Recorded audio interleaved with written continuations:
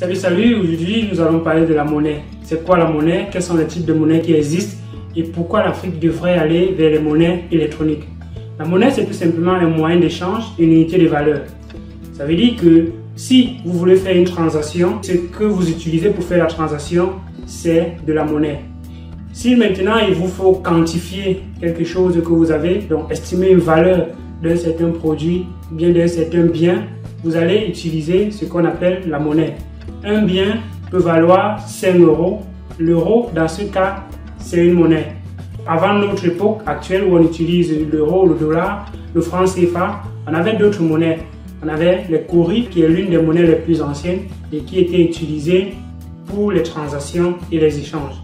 Et bien, ce type de monnaie, tel qu'on utilise aujourd'hui, les pièces de monnaie, les biens, sont appelés la monnaie fiduciaire. On a d'autres types de monnaies qui existent et qui ont vu le jour après les monnaies fiduciaires, telles que les monnaies scripturales. Les monnaies scripturales, ce sont les comptes bancaires. Donc, quand vous allez dans une banque et que votre compte est crédité d'un certain montant, ce qui est crédité dans ce compte est ce qu'on appelle la monnaie scripturale. Et bien, on a d'autres types de monnaies, telles que les monnaies électroniques.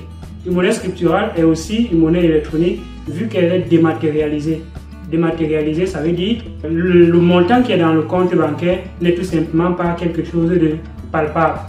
Donc, cette monnaie aussi, c'est une monnaie électronique.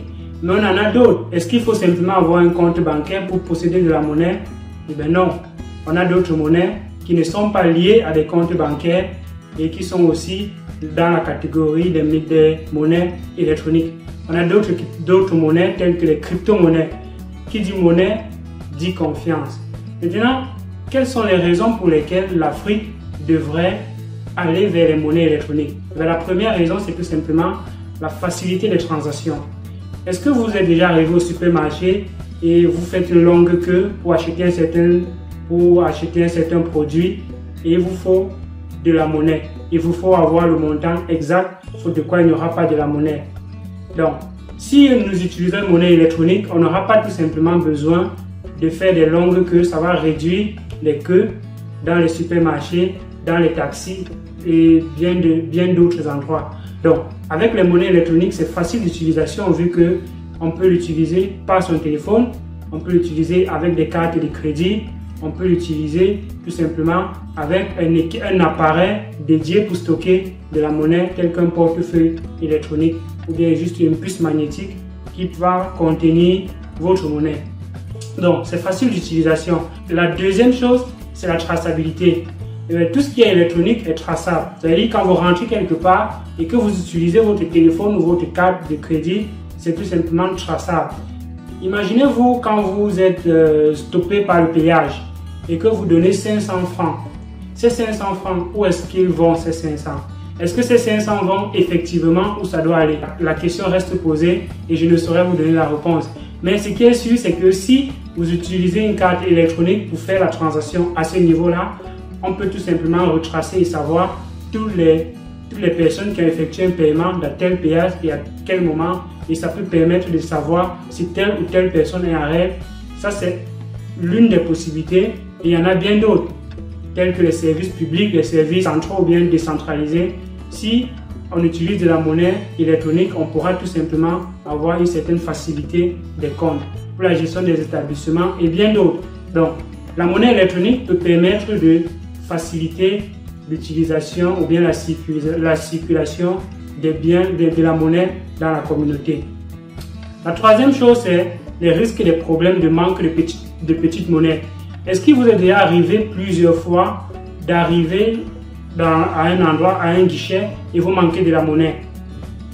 Quand vous manquez de la monnaie, ce qui se passe, c'est que vous ne pouvez pas acquérir ce que vous avez besoin et donc le vendeur vous laisse tout simplement repartir les mains vides. Pourtant, vous avez besoin de cela, mais faute de monnaie, vous ne pouvez pas vous acquérir de ce que vous voulez. Je suis plusieurs fois arrivé dans des supermarchés ou bien que ce soit pour prendre le taxi, que ce soit pour prendre ou bien pour acheter quelque chose le long de la rue, mais la monnaie, il n'y avait pas de différence et faute de différence, je n'ai pas pu avoir ce que je voulais. Donc avec les monnaies électroniques, on peut aller jusqu'à facturer au centime et au millilitre près. Donc si quelque chose coûte 285, et bien vous pouvez payer le montant exact sans avoir besoin de chercher de la monnaie. Donc ça va faciliter les transactions et ça va permettre qu'il y ait encore plus de ventes, plus de personnes qui circulent, plus d'argent qui circule. Et qui dit circulation d'argent dit aussi richesse. La quatrième raison, c'est réduire la dépendance à l'extérieur. Parce que imaginez-vous, les billets ne sont pas fabriqués ex nihilo. Il faut des procédures, des demandes et autres pour qu'on puisse fabriquer des billets. Mais ce n'est tout simplement pas le cas avec les monnaies électroniques. Il suffit juste que les gouvernements décident de créditer un certain montant et autres. Et là, c'est fait. Une banque peut décider de mettre un certain chiffre dans ton compte de manière ex nihilo sans avoir forcément besoin derrière d'avoir de longs procédés, de longues procédures. Donc, il y aura cette rupture avec la dépendance externe qui va faire en sorte que nos pays puissent avoir encore un plus grand flux de monnaie qui circule. Parce que qui dit flux de circulation de monnaie dit aussi richesse, parce que c'est la monnaie qui est distribuée dans la communauté et donc c'est plus de business que vous pouvez lancer s'il y a de la monnaie électronique. La cinquième raison, c'est les risques d'agression. Les agresseurs, quand vous agressent dans la rue, les premières choses qui sont visées, c'est de l'argent. De l'argent, pas forcément. Il y a aussi des matériels qui coûtent excessivement cher. Mais généralement, puisqu'on n'a pas de portefeuille électronique, on circule avec de l'argent et c'est cet argent-là qui est généralement dérobé en cas d'agression.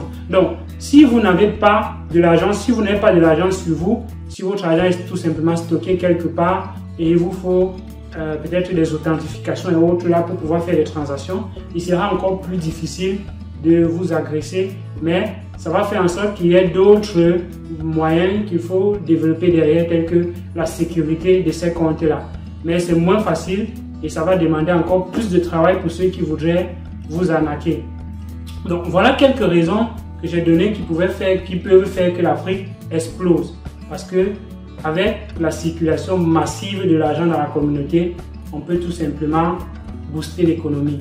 Vous allez me dire que Orange Money et autres, ça fonctionne, mais combien de personnes aujourd'hui peuvent aller dans certains supermarchés ou bien acheter des services avec ces monnaies-là?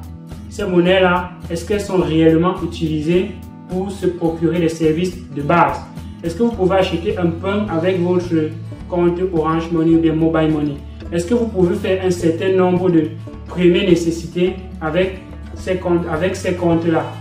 La réponse est tout simplement non.